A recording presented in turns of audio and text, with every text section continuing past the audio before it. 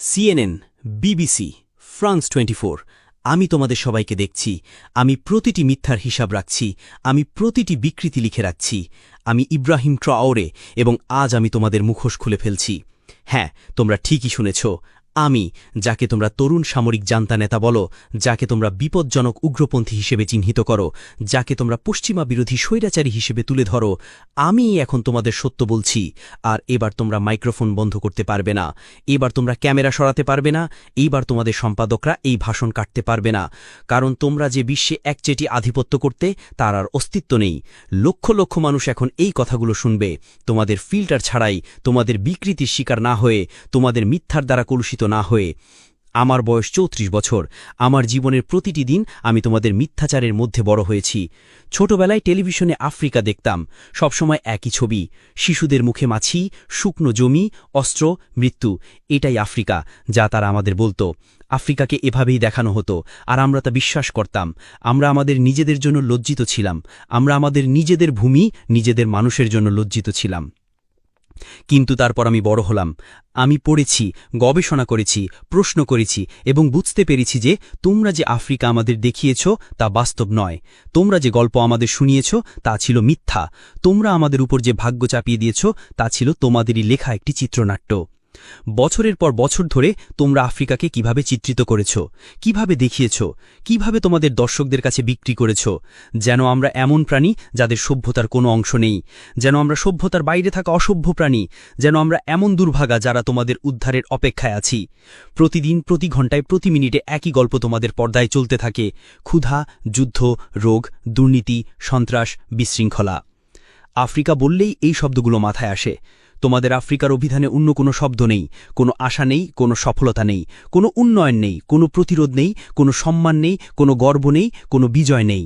তাই আমি তোমাদের জিজ্ঞাসা করি, New York Times, Washington Post, Guardian, Le Monde, তোমরা কি কখনো আফ্রিকার সাফল্যকে তোমাদের শিরোনাম করেছ?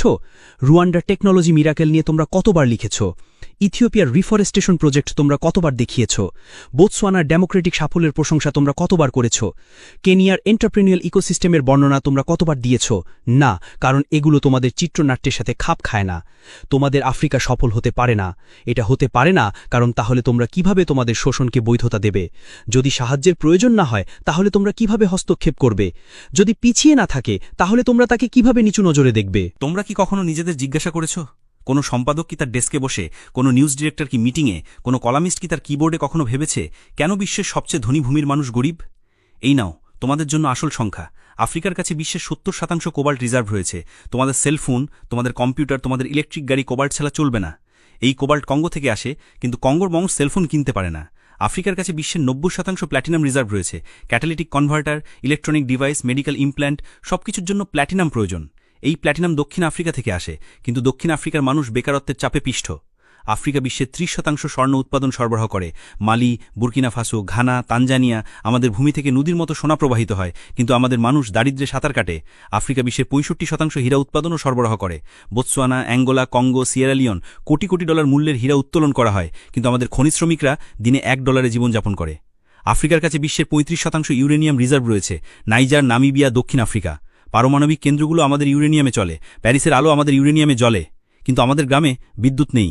আর তোমরা এখনও জিজ্ঞাসা করো আফ্রিকা কেন গরিব? না, সঠিক প্রশ্ন হলো এত ধনী হওয়া সত্ত্বেও আফ্রিকাকে কিভাবে গরিব করে রাখা হয়েছে। এই নাও তোমাদের উত্তর। উপনিবেশবাদ শেষ হয়নি, এটা রূপ পরিবর্তন করেছে। তোমরা আগে এসে আমাদের ভূমি দখল করতে, এখন তোমরা এসে কোম্পানি প্রতিষ্ঠা করো।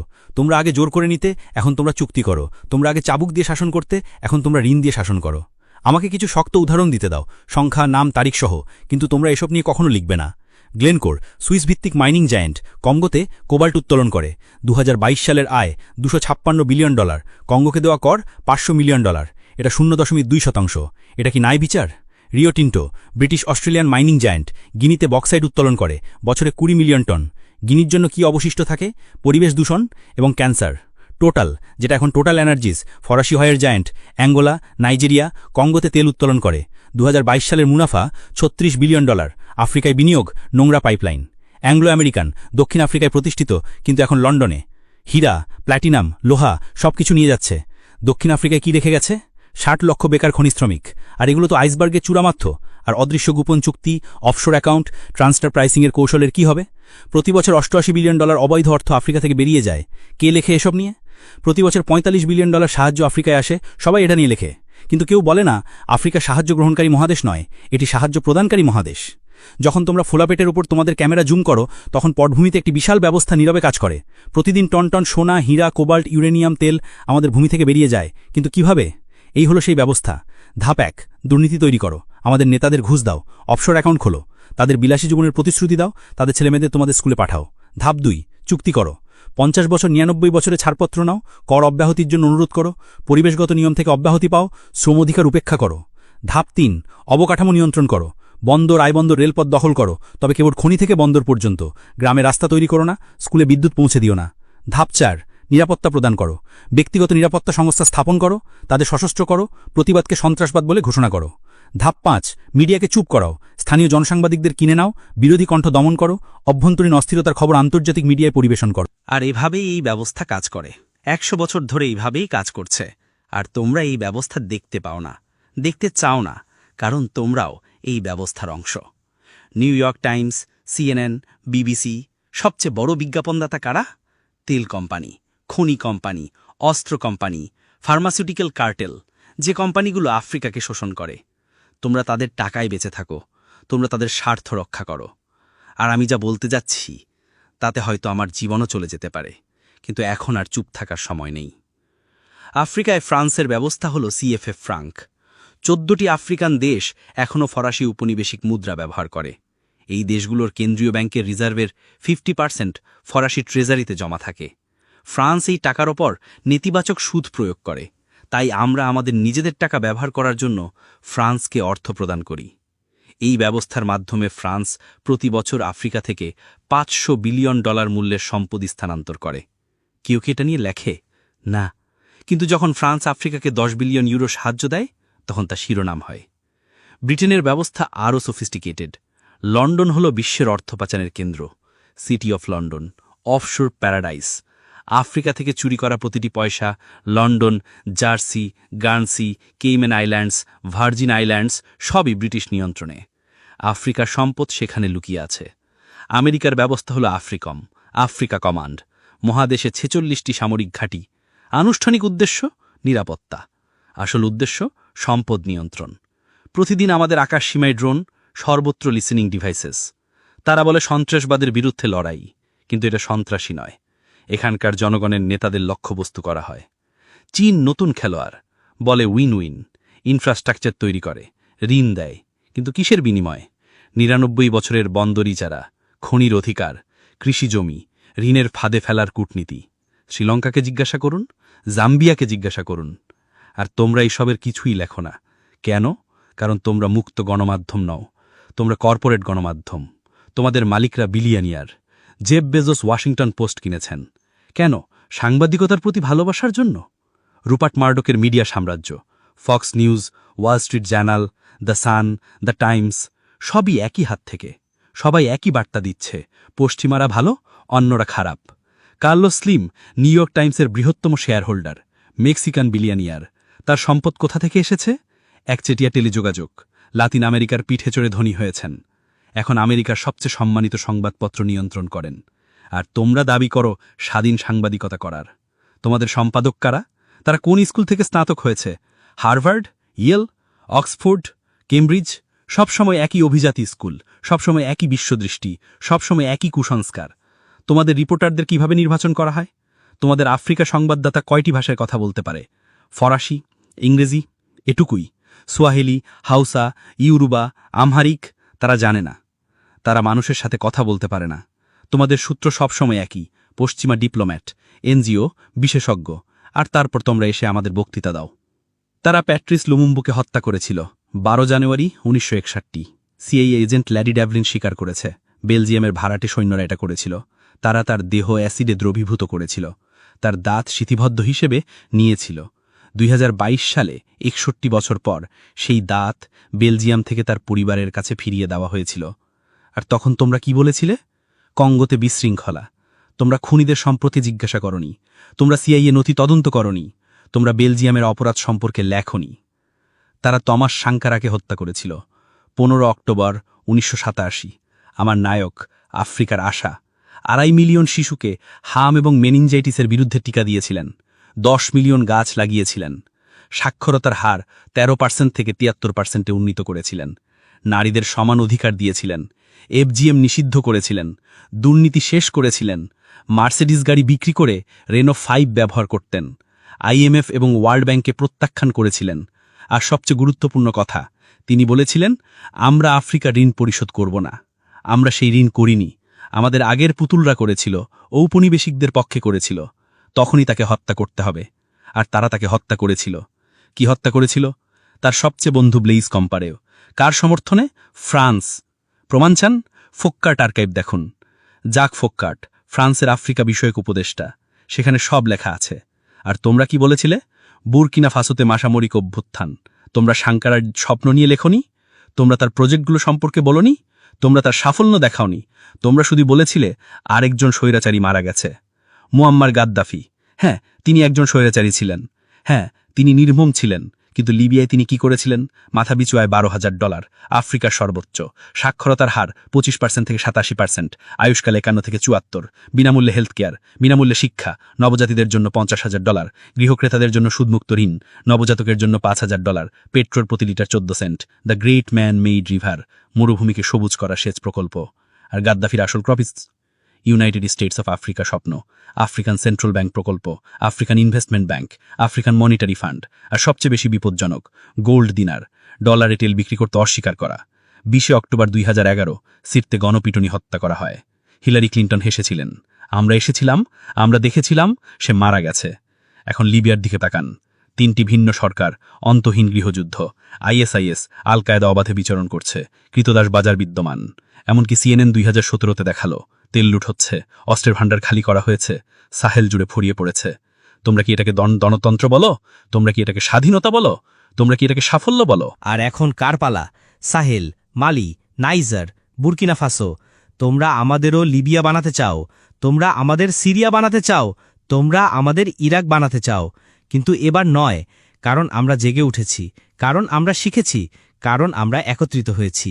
অপারেশন বারখানে, ফ্রান্সের সাহেল অভিযান, 2013 থেকে 2022 সাল। আনুষ্ঠানিক উদ্দেশ্য সন্ত্রাসবাদের বিরুদ্ধে লড়াই। আসল উদ্দেশ্য সম্পদ নিয়ন্ত্রণ। 5100 ফরাসি সৈন্য, 1 বিলিয়ন ইউরো বার্ষিক বাজেট। ফল কি? 2013 সালে মালিতে 500 সন্ত্রাসী, 2022 সালে সাহেলে 5000+ সন্ত্রাসী, 10 গুণ বৃদ্ধি। এটা কি ধরনের সাফল্য? কিন্তু ফরাসি সৈন্যরা কি করছিল?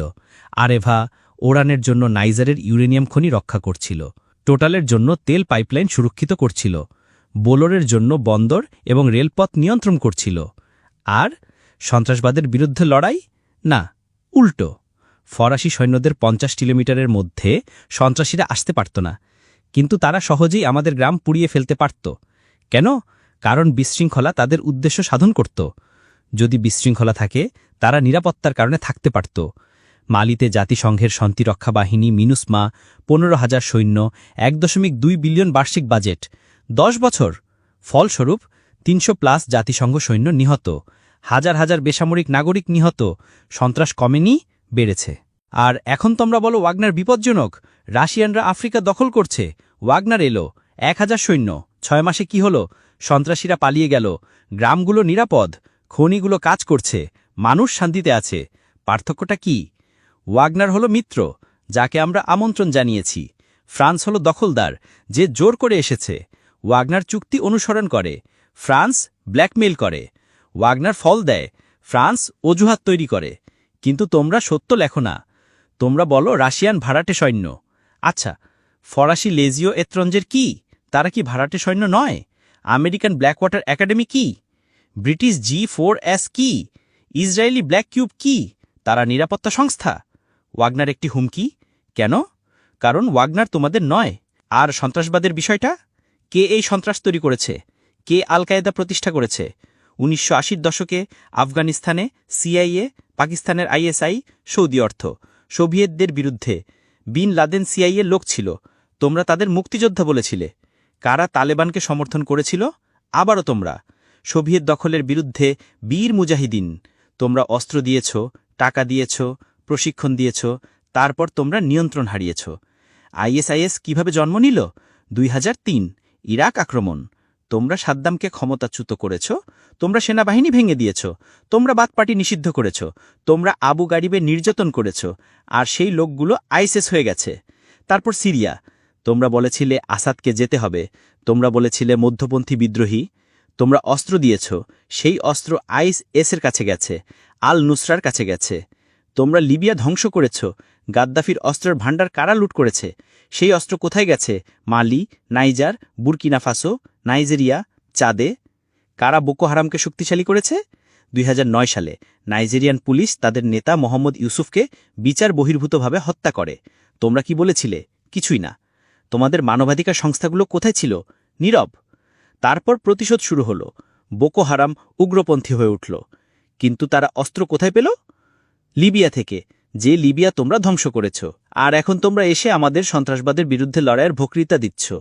তোমরা কি আমাদের তৈরি করা দানবদের পরিষ্কার করতে সাহায্য করছ? না, আমরা এখন খেলাটা ধরে ফেলেছি। সন্ত্রাস হলো তোমাদের ট্রোজান হর্স, যা তোমরা তৈরি করো, তারপর তোমরা সন্ত্রাসের অজুহাতে আসো, থাকো, শোষণ করো। কিন্তু এখন সব শেষ। আমরা আমাদের নিরাপত্তা নিজেরাই নিশ্চিত করব। আমরা আমাদের নিজস্ব পদ্ধতিতে লড়াই করব এবং আমরা জিতব, কারণ আমরাই মাটির সন্তান। আমরা এই ভূমিকে চিনি, আমরা এই মানুষকে চিনি। আমরা সন্ত্রাসী এবং গ্রামবাসীকে আলাদা করতে পারি। আমরা তোমাদের মতো ড্রোন থেকে, স্যাটেলাইট থেকে 10,000 কিলোমিটার দূর থেকে যুদ্ধ করি না। আর আমরা জিতছি।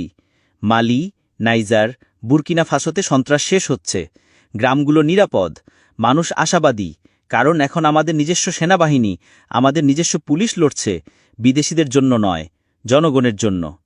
কিন্তু তোমরা এটা হজম করতে পারছ না। তোমরা বলছো গণতান্ত্রিক পশ্চাৎপসরণ, তোমরা বলছো মানবাধিকার লঙ্ঘন। কোন গণতন্ত্র? কোন মানবাধিকার? গুয়ান্তানামোতে কতজন বিনা বিচারে আটক আছেন? আবু গারিবে কি হয়েছিল?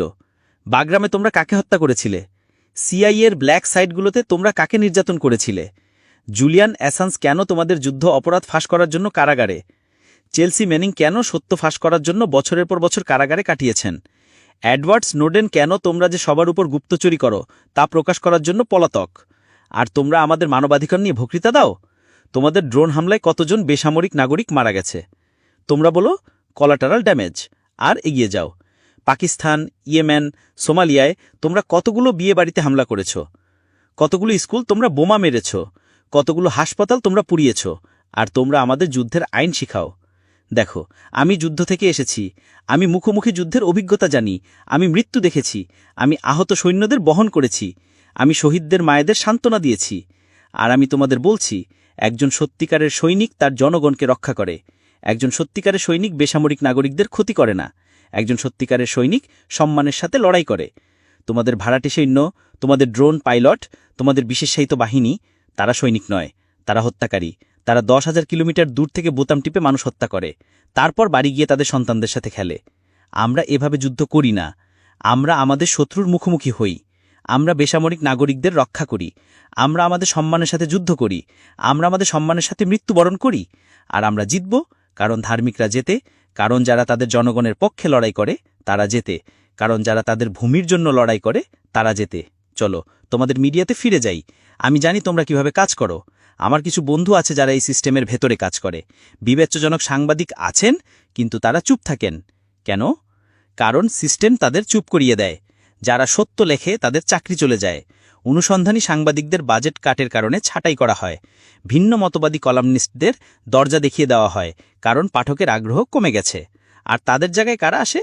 থিঙ্ক ট্যাঙ্ক, এনজিও, বিশ্ববিদ্যালয়ের বিশেষজ্ঞ, সবাই একই কথা বলছে, সবাই একই থিসিস রক্ষা করছে। পশ্চিম ভালো, আফ্রিকা খারাপ। তাহলে এই বিশেষজ্ঞরা কারা? তারা তাদের তহবিল কোথা থেকে পায়? National endowment for democracy, NED, American গণতন্ত্র রপ্তানিকারক, সিআইএর আইনি শাখা। সর্বত্র তার আঙুল। বিরোধীদের তহবিল যোগায় দেয়, মিডিয়াকে নির্দেশ দেয়, সুশীল সমাজ তৈরি করে। ওপেন সোসাইটি ফাউন্ডেশনস, জর্জ সোরোজের সংস্থা, বলে উন্মুক্ত সমাজ। কিন্তু কার জন্য উন্মুক্ত? কিসের জন্য উন্মুক্ত? শোষণের জন্য উন্মুক্ত, হস্তক্ষেপের জন্য উন্মুক্ত, কারসাজির জন্য উন্মুক্ত। Ford foundation, Rockefeller foundation, Bill and Melinda Gates foundation, সবাই আফ্রিকায় সাহায্য করছে, কিন্তু বিনিময়ে তারা কি পায়? নিয়ন্ত্রণ, ডেটা, প্রভাব। আর তোমাদের মিডিয়া তাদের তুর্যবাদক। তোমরা শিরোনাম করো গেটস আফ্রিকাকে বাঁচাচ্ছেন, কিন্তু তোমরা বলো না গেটসের ভ্যাকসিন ট্রায়ালে কত আফ্রিকান শিশু প্যারালাইজড হয়েছে, মনসান্টোর বীজের কারণে কত কৃষক আত্মহত্যা করেছে। তোমরা স্টোরি বলতে ওস্তাদ, কিন্তু সবসময় একই স্টোরি, শ্বেতাঙ্গ ত্রাণকর্তা। মনে আছে live aid 1985, we are the world, আফ্রিকার জন্য দাতব্য কনসার্ট, মিলিয়ন মিলিয়ন ডলার তোলা হয়েছিল। আফ্রিকায় কি এসেছিল? দুর্নীতি বেড়েছে, নির্ভরশীলতা বেড়েছে, কিন্তু এটা তোমাদের জন্য দারুণ গল্প ছিল।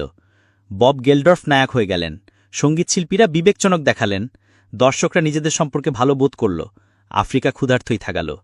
মনে আছে কোনি 2012, ভাইরাল ভিডিও স্টপ জোসেফ কোনি, 100 মিলিয়ন ভিউ। ফলস্বরূপ কোনি এখনও মুক্ত, কিন্তু ভিডিও নির্মাতা ধনী হয়ে গেল। ইনভিজিবল চিলড্রেন সংস্থা মিলিয়ন মিলিয়ন ডলার সংগ্রহ করেছিল। উগান্ডায় কি এসেছিল? আমেরিকান সৈন্যরা। আর তোমরা এগুলোকে সাফল্যের গল্প হিসেবে উপস্থাপন করো। অ্যাঞ্জেলিনা জোলি, ম্যাডোনা, বোনো সবাই আফ্রিকায় ভলান্টিয়ার। তারা আসে, ছবি তুলে, শিশু দত্তক নেয়, চলে যায়। আর তোমরা বলো আফ্রিকায় আগ্রহ বেড়েছে। কি আগ্রহ? কার আগ্রহ? কিসের জন্য আগ্রহ? ম্যাডোনা মালাউই থেকে দত্তক নিয়েছেন, তোমরা শিরোনাম করেছ, কিন্তু মালাউই তো প্রতিদিন 100 শিশু ম্যালেরিয়ায় মারা যায়। তোমরা সেটা লেখনি, কারণ সে খবর বিক্রি হয় না। বোনো আফ্রিকার মুখপাত্র হয়েছেন, ইউ2 কনসার্টের মাধ্যমে বিলিয়ন বিলিয়ন ডলার তুলেছেন, কিন্তু কর ফাঁকি দেওয়ার জন্য তার কোম্পানি নেদারল্যান্ডসে সরিয়েছেন। আফ্রিকা থেকে চুরি করা টাকাও নেদারল্যান্ডসের মধ্যে দিয়ে যায়। তোমরা কি এটা নিয়ে লিখেছ? জর্জ ক্লোনি দারফুরের জন্য প্রচারণা করেছিল, বলেছিল দারফুরকে বাঁচাও। ফলস্বরূপ সুদান বিভক্ত হয়েছে, তেল দক্ষিণ সুদানে রয়ে গেছে। দক্ষিণ সুদান এখন গৃহযুদ্ধে লিপ্ত। তেল কারা পাচ্ছে? অনুমান করো। আর তোমরা সবসময় এগুলোকে মানবিক সাহায্য হিসেবে উপস্থাপন করো, কিন্তু এগুলো সাম্রাজ্যবাদের সফট ফেস, এগুলো শোষণের জনসংযোগ। আমাকে আসল সংখ্যা দিতে দাও। প্রতি বছর 134 বিলিয়ন ডলার সাহায্য ও নিবেশ আফ্রিকায় আসে। প্রতি বছর 192 বিলিয়ন ডলারের সম্পদ আফ্রিকা থেকে বেরিয়ে যায়। নিট ক্ষতি প্রতি বছর 58 বিলিয়ন ডলার। কিন্তু তোমরা কেবল আগত 134 বিলিয়ন ডলার নিয়ে লেখো, তোমরা বহির্গত 192 বিলিয়ন ডলার নিয়ে লেখো না। কেন? কারণ তাহলে মানুষ জিজ্ঞেস করবে আফ্রিকার সাহায্যের প্রয়োজন কেন? অবৈধ আর্থিক প্রবাহ বছরে 88.6 বিলিয়ন ডলার। বহুজাতিক কর্পোরেশনের মুনাফা স্থানান্তর বছরে 48.2 বিলিয়ন ডলার। ঋণের সুদ বছরে 17 বিলিয়ন ডলার। মেধা পাচারের খরচ বছরে 13.8 বিলিয়ন ডলার। জলবায়ু পরিবর্তনের খরচ বছরে 10.6 বিলিয়ন ডলার। অবৈধ কাঠকাটা বছরে 17 বিলিয়ন ডলার। অবৈধ মাছ ধরা বছরে 1.3 বিলিয়ন ডলার। মোট প্রতি বছর 192 বিলিয়ন ডলারেরও বেশি। এত সম্পদ প্রতি বছর আফ্রিকা থেকে বেরিয়ে যায়, কিন্তু তোমাদের শিরোনাম কি? ইইউ আফ্রিকার জন্য 20 বিলিয়ন ইউরো সাহায্য প্যাকেজ ঘোষণা করেছে। চীন আফ্রিকাকে 60 বিলিয়ন ডলার ঋণ দিয়েছে। আমেরিকা আফ্রিকাকে 8 বিলিয়ন ডলার মঞ্জুর করেছে। মানুষ এগুলো পড়ে ভাবে তারা কত উদার, কত দাতব্য, আফ্রিকা কত অকৃতজ্ঞ। কিন্তু সত্যটা উল্টো। আফ্রিকা তোমাদের জীবনযাত্রার মানকে অর্থায়ন করছে। আফ্রিকা তোমাদের সমৃদ্ধিকে ভর্তুকি দিচ্ছে। আফ্রিকা তোমাদের প্রযুক্তিকে সম্ভব করে তুলছে।